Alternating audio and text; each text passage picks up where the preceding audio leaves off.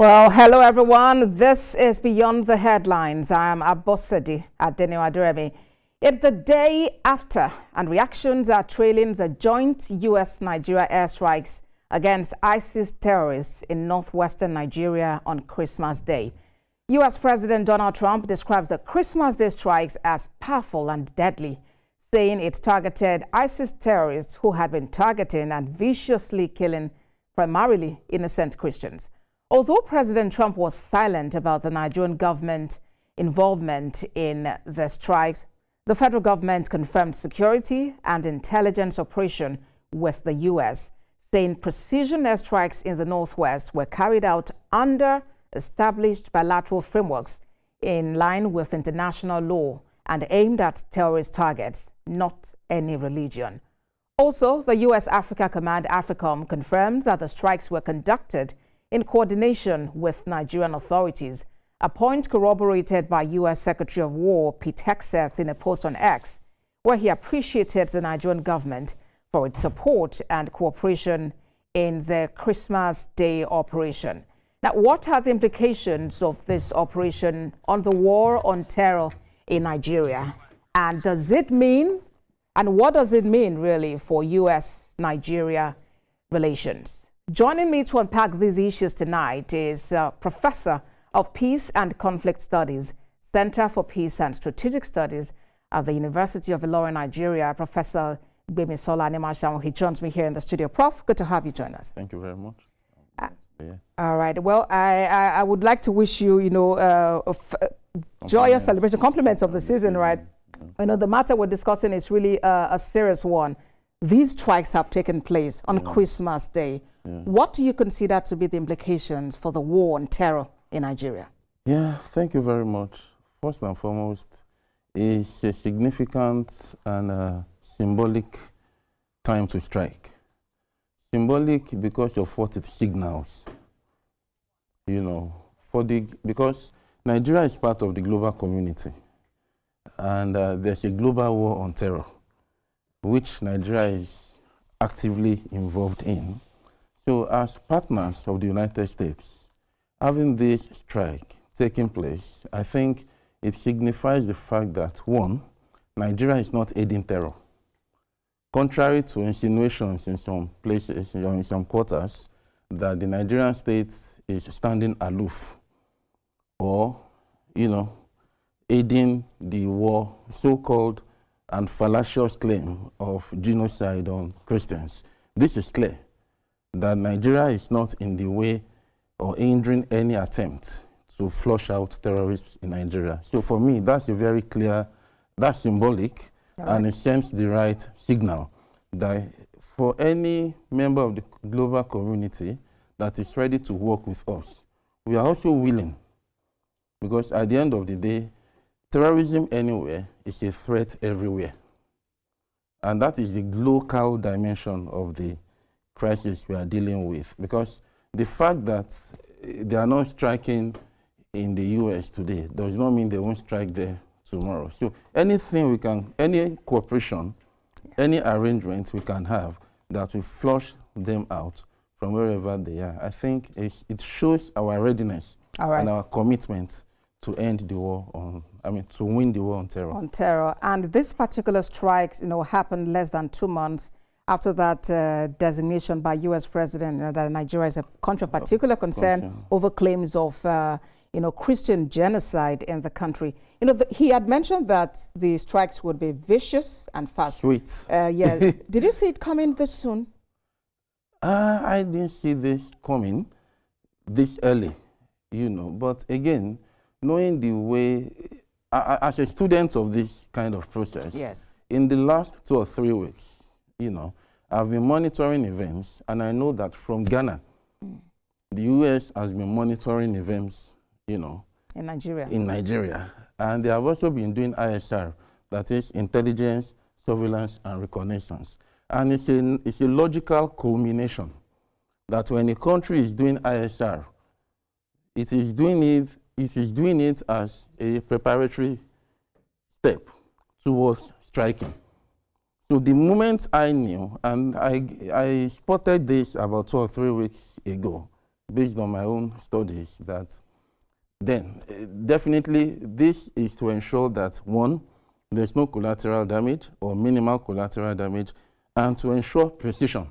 All right. You know, so anyone who knew that ISR was going on would expect that at some point there will be a strike. But so does this, for me, it doesn't come as a surprise. all right, so does the ISR in any way infringe on Nigeria's sovereignty? It wouldn't. And that is one area I think people should be, should try to understand. I say this because, don't forget, we have exchanged visits. That is, there has been a delegation that went to the US. Yes. A delegation also came here. And don't forget, in international relations, there will be back-channel communication.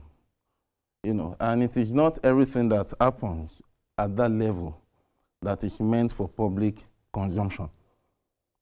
So bearing that in mind, I don't see the government led by President Asiwaju Ahmed Tinubu as one that we trade any piece of our sovereignty or territorial integrity for anybody.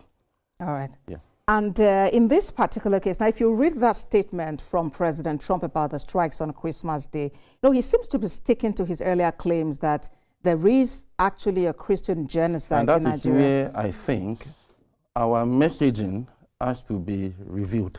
Yeah, and if you actually look at what the government say, the Nigerian government insists that no, what happened is actually a strike that is aimed at terrorist targets and not any religion. But again, we should also take into consideration the character of Donald Trump, who is a populist, whether we like it or not. And he has a kind of captive audience that he has fed with a particular narrative. So for him, he needs to sustain that narrative. And that is another level of engagement, which I think the Nigerian government should explore by letting him, and even members of the Congress, if you have been following some of them on the social media, they've been saying all sorts. And thank God that the Minister of Foreign Affairs quickly came out with that statement, because I follow some of them on the social media. They were towing the line of President Donald Trump, which I consider a form of disinformation. So that is where I think we need to also pay careful and deliberate attention, because messaging and framing and optics are very crucial in the war against terror. All right, and if you flashback at President Tinubu's goodwill message to Nigerians, he mentioned something about the fact that the government is committed to safeguarding religious harmony, and he even went ahead to tag President Donald Trump, just to see what his government is actually doing to manage the situation. Yeah. Now, you have spoken about the fact that it appears President Trump has, is it a captive audience, who are just really ready to listen to whatever he says. Why has it been difficult, for Nigeria to convince him, otherwise, that what is happening is no Christian genocide? What I want you to understand is that Trump became the president based on populism. And one of the weapons of populism is disinformation. So as a very strategic and deliberate person too, he knows he has to sustain his audience by continuously disinforming them, so that he appears like the messiah, the strong man, the big man in the room. So again, we cannot give up on this. And that's why we need to keep engaging and affirming and also amplifying our own narratives that no, there is no war against the Christians and there's no anti-Christian agenda anywhere. What we are dealing with is just what the rest of the world is also dealing with, which is what? Terrorism. And we are ready to partner with any well-meaning nation or non-state actor too, who means well in ensuring that we end, terrorism. Don't forget, Kofi Annan calls terrorism problems without passports. So that means it's a global problem, which we all must come together to tackle. All right, and if we look at the location of these strikes, Sokoto State in northwest Nigeria, in recent time, perhaps there are not so many reports emanating from Sokoto, about terror attacks. You hear them mostly from states like maybe Zamfara, from what other state, Katsina. And what do you think Sokoto, was the target? As I said earlier on, based on my own studies, I know that they've been doing ISR for a while. That is intelligence, surveillance, and reconnaissance.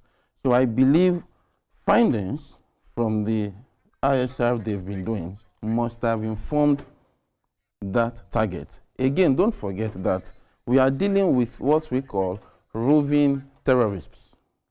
They are not that so much static. And don't forget the fact that they strike in Sokoto or they don't strike in Sokoto does not mean they don't live in Sokoto. So all of these must have been taken into consideration. So all of these groups have their own havens, and they have places where they, they go to strike, which I believe the ISR done will have, revealed to the U.S. authorities. And also, they will not have done this without inputs from the Nigerian security, agencies.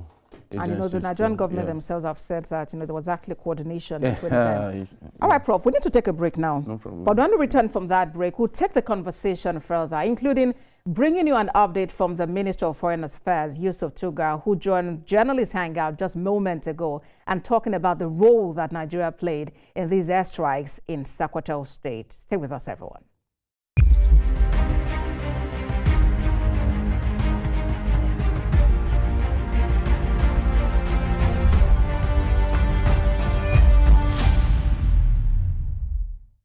This is Beyond the Headlines, and we are looking at reactions trailing the joint U.S.-Nigeria airstrikes in Sokoto State on Christmas Day, targeting ISIS-backed terrorists there. Well, let's bring you now what the Minister of Foreign Affairs, Yusuf Tugar, said just moments ago on our program, Journalists Hangout, when he was reacting to the role that Nigeria played in these airstrikes. It's an old conflict, but taking on a new approach. And this is not, by the way, the first time that there has been collaboration between Nigeria and the U.S. in tackling conflict in the region. Don't forget that we worked closely with the U.S.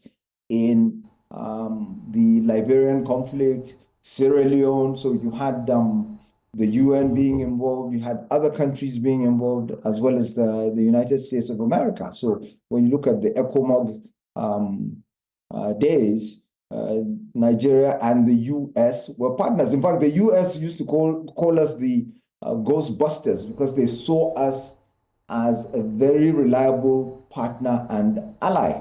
So it's we've never shied away from that. Nigeria's Minister of Foreign Affairs, Yusuf Tugar, there, explaining the fact that this is not the first time Nigeria will be collaborating with the U.S. And perhaps the misinformation came from the post put out by President Donald Trump. Which is characteristic of him, anyway. Okay, you're saying that now. Okay, because, he did mention that with his, under his coordination, the U.S.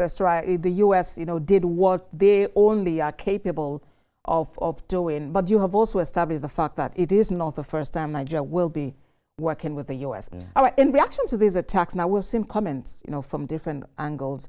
We have, for instance, also heard some people call bandit negotiator, Sheikh Ahmed Gumi, talking about the fact that Nigeria should rather ditch the U.S. and go with China, Turkey, and Pakistan for military alliance. What are your thoughts about his suggestion?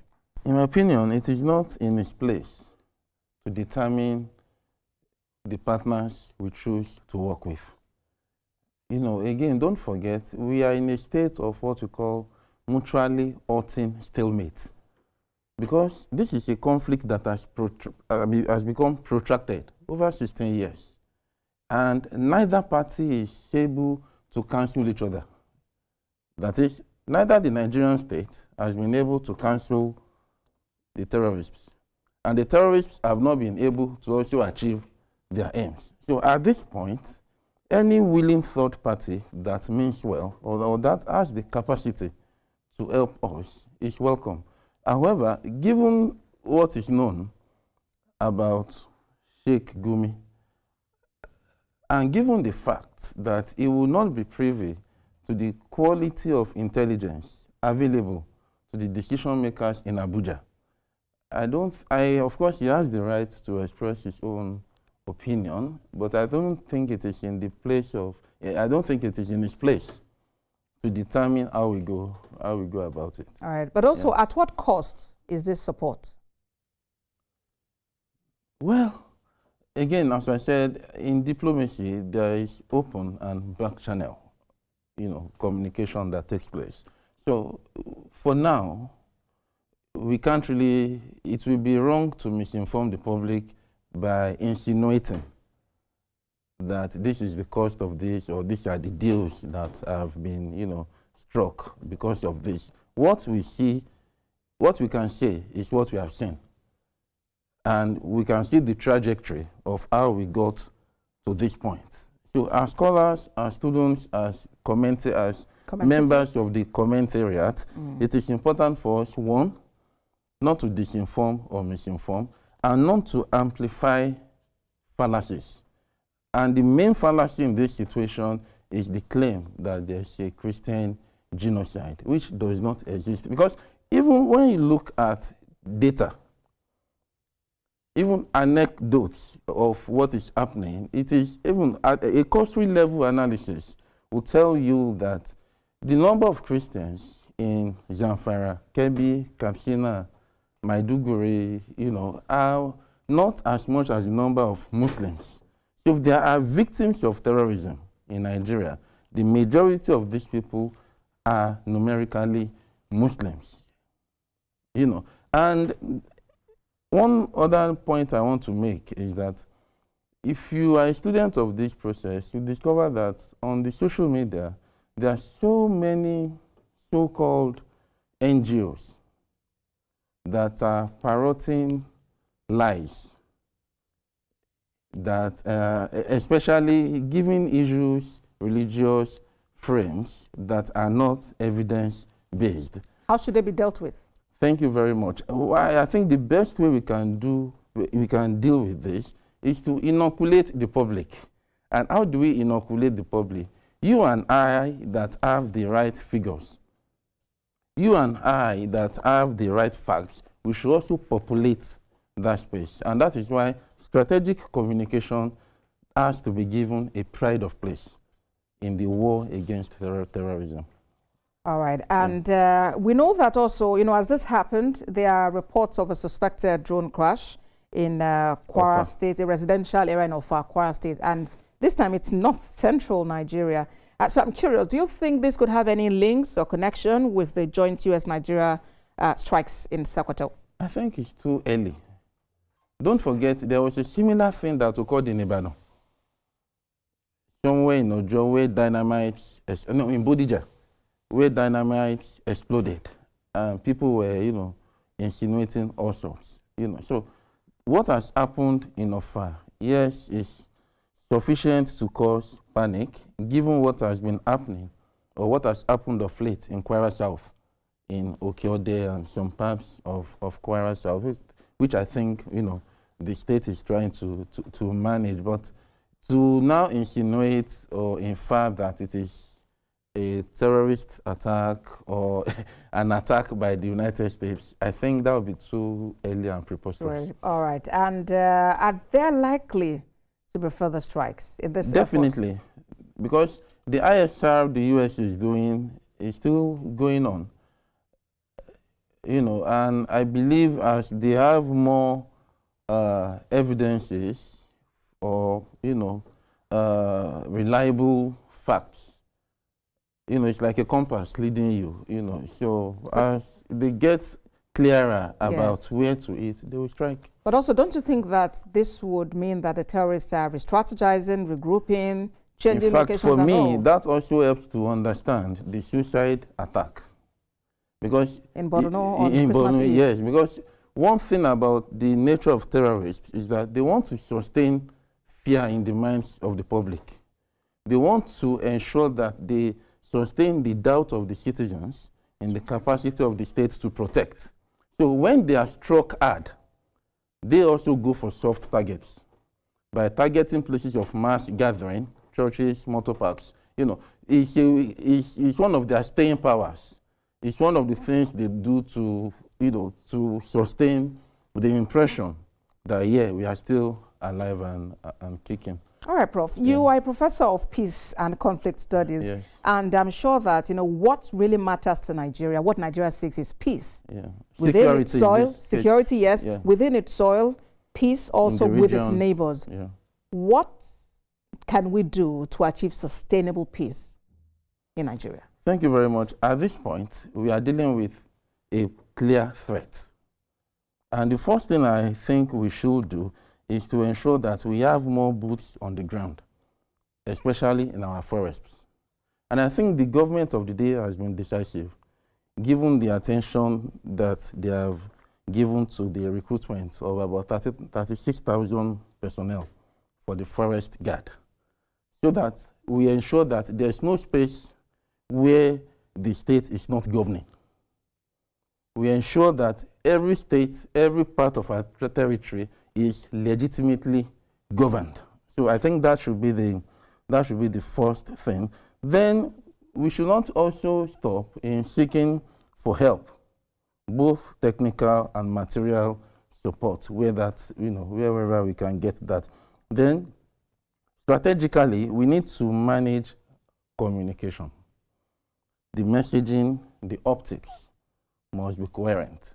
There should be no dissonance in the way we communicate and even in our optics. And if we are able to do this, at least we are able to sustain the confidence of the public in the capacity of the states to protect, and we are able to increase our deployment and to ensure that our boots are the only boots on the ground, while we also engage diplomatically by seeking, you know, bilateral support wherever we can, you know, we can get that. Then again, local consent too is an area where I think we need to work on. All right, local consent, especially in communities where these, you know, things are going to be taking You have any more points? Those are all, right? Yeah. I know as a professor, you I have a lot. Said quite a lot. Perhaps quite. we'll have, you know, some more time to talk about this. But it's been a pleasure talking with you about this matter.